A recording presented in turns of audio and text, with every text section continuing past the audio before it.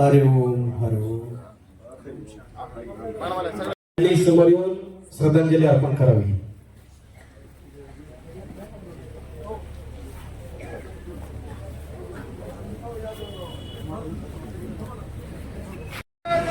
अमर रहे, अमर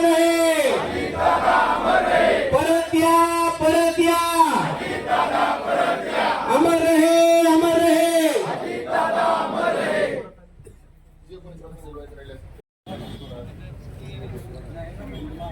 अमर रहे, अमर रहे, अमर रहे, अमर रहे, अमर रहे।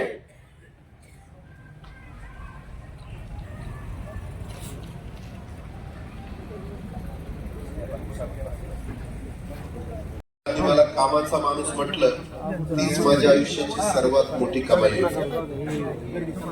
आज निरोप घेताना मन खूप जड, पण एक समाधान की शेवटच्या श्वासापर्यंत मी तुमच्यासाठीच धावत आहे।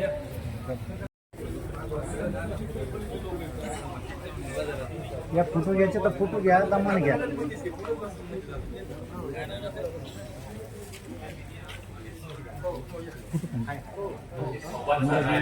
तर त्यांचे शब्द काय असले असते हे खास त्यांच्या आवाजात ही शब्द करणारा व्हिडिओ आहे।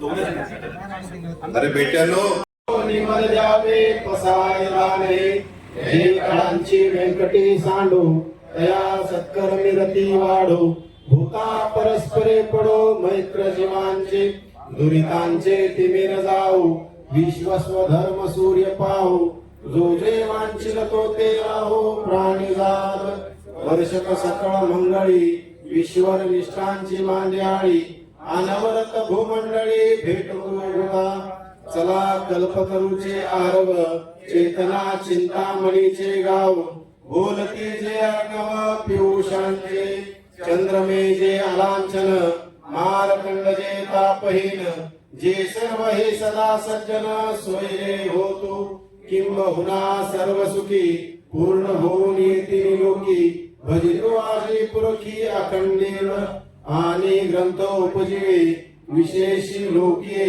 द्रष्टा द्रष्ट विजय व्हावे एक मने श्री विशेष राहो हा होईल ज्ञान पसावो एने वरे ज्ञान देवो सुखिया झाला एने वरे ज्ञान देवो सुखिया झाला एने वरे ज्ञान देवो सुखिया झाला।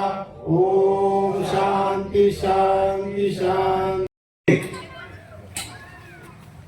स्वर्गीय प्रमोदजी महाजन साहेब, स्वर्गीय गोपनाथरावजी मुंडे साहेब आणि आता जे आपल्या बीड जिल्ह्याचे पालकमंत्री होते ते स्वर्गीय अजितदादा पवार साहेब यांच्या दुःख निधनानं बीड जिल्हाच नाही तर संबंध महाराष्ट्र हळहळ व्यक्त करतोय। बीड जिल्ह्याचा विकास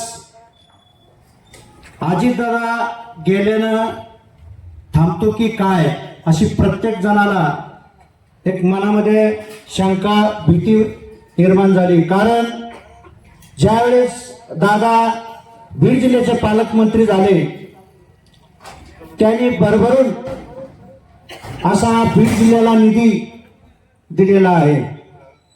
बरेच उदाहरण सांगायचं म्हणलं तर नव्यानं एअरपोर्ट इथं बीड जिल्ह्याला त्यांनी जागा मंजूर करून त्यांनी निधी पण दिलेला आहे। बऱ्याच वर्षाचा